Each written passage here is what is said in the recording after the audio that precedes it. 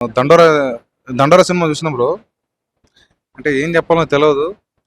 ఊర్లో ఊర్లో జరిగే రాజకీయాలు, ఊర్లో జరిగే కులాలు, వాటి మధ్య ఎంత అంటే ఎమోషన్ ఉన్నది.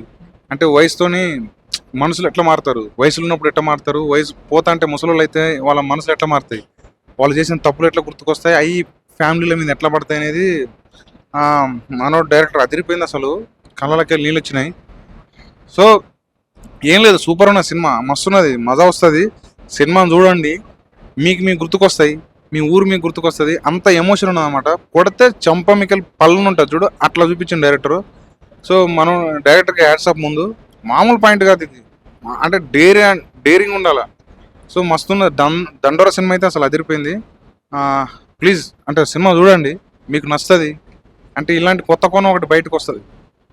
మీరు ఈ సినిమాని ఎంకరేజ్ చేస్తే ఇంకా ఇట్లాంటి కొత్త కోణాలు బయటకు వస్తాయి.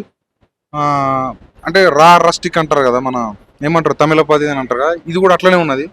మీకు నచ్చుతుంది, మీరు ఎంజాయ్ చేస్తారు సినిమా. దయచేసి సినిమా చూడండి, దీన్ని ఎంకరేజ్ చేయండి. Thank you so much bro.